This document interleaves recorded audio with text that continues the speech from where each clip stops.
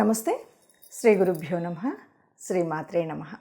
ఆదిత్యాయ చ సోమాయ మంగళాయ బుధాయ గురు శుక్ర శనిభ్యై రాహవే కేతవే నమః. మనం వారం వారం చెప్పుకునేటువంటి ఫలితాలతో పాటు గోచారం అంటే గ్రహచారం, ఈ గ్రహాల యొక్క స్థితిని బట్టి అప్పుడప్పుడు మనకు తెలియకుండా కొన్ని యోగాలు మనకు కలుగుతూ ఉంటాయి. అందులో ఇప్పుడు ప్రస్తుతం జూన్ మాసంలో 15వ తారీఖు నుండి 29 వరకు బుధ ఆదిత్య యోగం కలగబోతుంది. బుధ ఆదిత్య యోగం అంటే దాదాపుగా మనందరికీ తెలిసినటువంటి విషయమే. మనకు పుట్టినప్పుడు జన్మజాతకంలో కనుక కొన్ని యోగాలు ఉంటాయి. కొంతమందికి చాలా యోగాలు కలిసి వస్తాయి, కొంతమందికి యోగాలు అంతగా ఉండవు. ఇలా మనకి బుధాదిత్య యోగం అనేటువంటిది జన్మ కుండలిలో ఎవరికైనా ఉన్నట్టయితే ఈ సమయంలో వారికి ఇక పట్టిందల్లా బంగారంలాగా చాలా బాగా ప్లస్ అవుతుంది.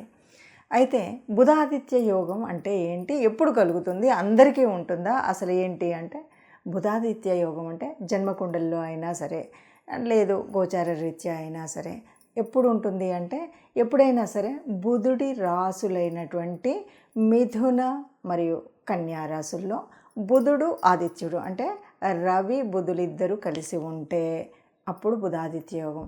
అలాగే రవి రాసులైనటువంటి సింహం, అలాగే రవి ఉచ్చలో ఉన్నటువంటి మేషరాశి, వీటిలలో గనక బుధుడు రవి ఇద్దరు కలిసి ఉంటే దాన్ని బుధాదిత్య యోగం అంటారు. ఈ బుధాదిత్య యోగం వల్ల ఎలా ఉంటుంది, ఏమవుతుంది అంటే చక్కగా ఫైనాన్షియల్ ట్రబుల్స్ ఏమీ లేకుండా ఫైనాన్షియల్గా చాలా బాగుంటుంది. వీటితో పాటు మనకు కావాల్సినటువంటి అంటే ఏ క్లియర్ కట్ నిర్ణయాలు తీసుకోవాలన్నా ఒక ఆలోచన విధానం, ఎందుకంటే బుధుడి యొక్క ఆలోచన అంతా కూడా యాక్టివ్గా ఉంటుంది. రవి యొక్క ఆ రాజసం అది ఏదైతే ఉందో దానివల్ల ఉద్యోగాల్లో ఉన్నతం, ఇలాంటివన్నీ కూడా బుధాదిత్య యోగం వల్ల ఇటు ఆర్థికంగా కానీ అటు సమాజంలో కూడా ఒక పేరు ప్రఖ్యాతులతో ఉండే విధంగా కానీ బుధాదిత్య యోగం అన్నటువంటిది కలగచేస్తుంది. మరి ఇలా బుధాదిత్య యోగం జన్మకుండల్లో ఉన్నటువంటి వారందరికీ కూడా ఇప్పుడు కలిసి వచ్చే కాలం అన్నాం. మరి అలా లేదు, యోగం లేదు, బుధాదిత్య యోగం మన జన్మకుండల్లో లేదు. మరి ఇప్పుడు ఎట్లా అంటే కొన్నిసార్లు ఎలా ఉంటుంది అంటే మనకి ఇలా గోచార రీత్యా ఉన్నప్పుడు మన జన్మకుండలిలో బుధాదిత్య యోగం లేదు కాబట్టి ఇలా మనకు గోచార రీత్యా వచ్చేటువంటి వాటిని మనం కొంత ఆ ఫలితాన్ని పొందడానికి మన యొక్క రాశి ఏ రాశిలో పుట్టినా సరే కొంత ఆ యోగాన్ని యాక్టివేట్ చేసుకోవడానికి కొన్ని పద్ధతులు ఉంటాయి. అంటే మనం ఎవరిని ప్రార్థించాలి, ఏ గ్రహాన్ని స్తుతించాలి, ఏం పనులు చేయాలి, దానివల్ల ఎలా యాక్టివేట్ అవుతుందని. ఇది యాక్టివేట్ అవ్వడం వల్ల ఏమవుతుంది అంటే ఒక్కొక్కసారి మనకు చెడు యోగాలున్నా వాటిని పక్కకు తోయడం, అలాగే ఈ బుధ ఆదిత్య యోగాన్ని మనం కొంత ఒడిసి పట్టుకొని మనం ఆ ఫలితాన్ని కొంత మనం పొందడానికి అవకాశం ఉంటుంది. ఎలాగూ జన్మకుండల్లో లేదు కాబట్టి ఈ ఉన్నటువంటి ఈ అవకాశాన్ని సద్వినియోగం చేసుకోవడం కోసం మనం కొన్ని పనులు చేస్తే కనుక ఈ బుధాదిత్య యోగం అనేటువంటిది మనకు కలుస్తుంది. ఎందుకంటే జనరల్గా మనకి ఎప్పుడు ఎలా ఉంటుందంటే బుధాదిత్య యోగం లేకపోతే ఈ గురుబలం ఇలాంటివి మనం చెప్తుంటాం. ఇలా ఉన్నటువంటి వాళ్ళకి ఏది పట్టినా మాది బంగారంలా మారుతుందని, ఏ పని చేసినా దాంట్లో విజయం సాధిస్తారు అనేటువంటిది మనకు తెలిసినటువంటి సంగతి. కాబట్టి ఇప్పుడు గోచార రీత్యా జూన్ 15 నుండి 2024 జూన్ 15 నుండి 29 వరకు ఈ బుధాదిత్య యోగం ఉంది. అంటే కేవలం 15 రోజుల్లో వచ్చేదానికోసం ఇంతనా అని అనకండి. దీని ఫలితం అంటే ఇప్పుడు మనం ఇప్పుడు వేసేటువంటి బీజం పెరిగి పెద్దదవడం, ఓ మంచి పని మొదలు పెడుతున్నాం, ఓ మంచి కార్యం మొదలు పెడుతున్నాం, ఓ మంచి వ్యాపారం మొదలు పెడుతున్నాం, మంచి వృత్తిలో మనం సాగబోతున్నాం, ఇదంతా కూడా దీని ఫలితం ముందు ఉంటుంది. అయితే ఇప్పుడు వచ్చేటువంటి కొంత మనం ఏమంటాము తాత్కాలికమైనటువంటి ప్రయోజనాలైనా కనీసం 5 నెలల వరకు సుభిక్షంగా ఉండగలుగుతారనమాట. అందుకోసం మనం ఈ బుధాదిత్య యోగం మనకు లేకపోయినప్పటికీ కూడా గోచార రీత్యా వస్తున్నటువంటి వాటిని మనం ఎలా వడిసిపట్టుకోవాలి అన్నది మనం చివరిలో దాని యొక్క ఏ గ్రహాన్ని పూజించాలి, ఎవరిని పూజించాలి అన్నది తెలుసుకుందాం. అంటే ఒక పరిహారంగా ఆ విషయాన్ని కూడా చేసినట్టయితే బాగుంటుంది. తదుపరి రాశి తులారాశి. తులారాశి వారికి ఎలా ఉంటుంది? తులారాశి వారికి ఎలా ఉంటుంది అంటే తులారాశి వారికి ముఖ్యంగా నవమ స్థానంలో ఈ బుధాదిత్య యోగం జరుగుతుంది. నవమ స్థానంలో జరగడము అంటే ఇది పూర్వపుణ్య స్థలం అని అంటాం కదా. ఈ పూర్వపుణ్య తెలిపేటువంటి స్థలం. చక్కగా సిద్ధించేటువంటి స్థలం. చాలా శుభవార్తలు అయితే వింటారు తులారాశి వారు. అంటే అది తమ సంతానం నుండి కానీ ఎక్కడి నుండి కానీ చక్కటి శుభవార్తలు వింటారు. ఏదైనా సరే, సంతానానికి మంచి ఉద్యోగం వచ్చింది, సంతానం బాగా అభివృద్ధి చెందారు, సంతానానికి సంతానం కలగబోతుంది, ఇలాగా సంతానానికి సంబంధించినటువంటి శుభవార్తలు. అంతేకాదు కేవలం సంతానం నుండే కాదు, ఇంతకు మించి ఏంటంటే తనకు సంబంధించిన ఎవరి నుండైనా చక్కటి శుభవార్తలు వినగలిగేటువంటి స్థితి ఈ తులారాశి వారికి వస్తుంది. తులారాశి అనగానే మనకు తెలుసు ఇది కొంత మామూలుగానే బ్యాలెన్స్డ్గా ఉంటుంది. అలాంటి వారికి ఇప్పుడు ఒక కొత్త ఎవరు పక్కన ఉన్నవారైనా ఇంకెవరైనా సరే ఒక అభివృద్ధిలో ఉన్నారు, లేకపోతే ఆనందంగా ఉన్నారు, అంతా బాగున్నారు అన్నప్పుడు ఈ సమన్యాయం చేయగలిగినటువంటి స్థితి ఉన్నవారు కాబట్టి వీరికి ఆ ఆనందం ఎక్కువ అవుతుంది. ఈ ఆనందం వల్ల ఆరోగ్యం బాగుంటుంది, అనుకున్నటువంటిది అనుకున్నదిగా చేయగలుగుతారు, చక్కటి ఆలోచన పరిణతి పెరుగుతుంది, ఎవరికి ఎక్కడ ఏ రకమైనటువంటి సలహాలు ఇవ్వాలన్నా ఏది ఇవ్వాలన్నా బాగుంటుంది.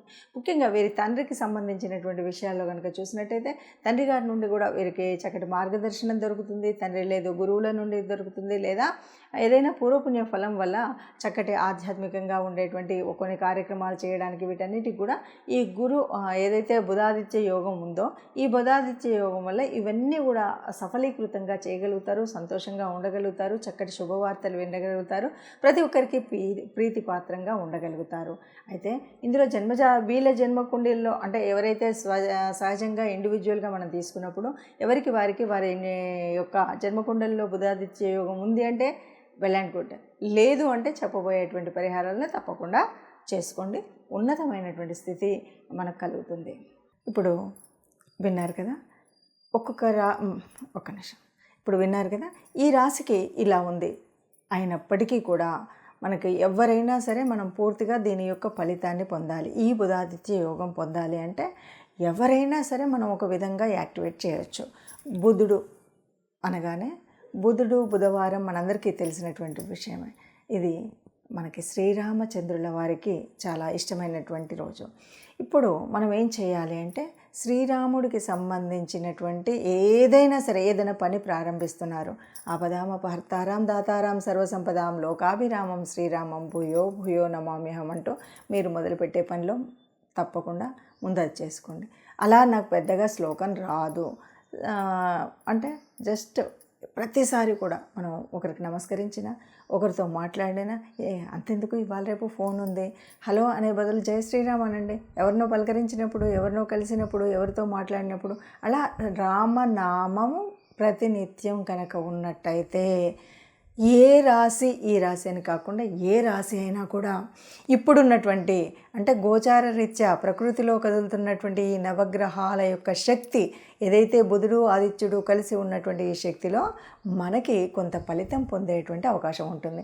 ఇది ఎంతవరకు ఎలా ఉంటుందంటే మనం చేసేటువంటి సాధనను బట్టి, మనం చేసేటువంటి ఈ రామనామ జపం అనుకోండి, లేదా ఆదిత్య యోగం, మనం బుధ ఆదిత్య యోగం అన్నాం కదా, ఆదిత్యుడికి సంబంధించినటువంటిది. ఆదిత్యుడు అంటే సూర్యుడు, సూర్యుడికి సంబంధించినటువంటి సూర్య నమస్కారాలు చేయడం, ఆదిత్య హృదయం వినడం, లేకపోతే రవి యొక్క నామాల్ని నిత్యం పొద్దున్న లేవగానే సూర్య నమస్కారం చేసినప్పుడు రవి నామాల యొక్క స్తుతి చదవడం, ఇలా రవికి సంబంధించినటువంటిది బుధుడికి సంబంధించినటువంటివి మనం శ్లోకాలు చదువుకోవడం. బుధుడు రవి రెండు గ్రహాలుగా చెప్పిన ఇద్దరికి సంబంధించినంత వరకు శ్రీరామచంద్రుడిని ఆరాధ్య దైవంగా లేదా మనం ఇష్టదైవంగా పూజించడం అనేటువంటిది మనం చేయవలసినటువంటి పని.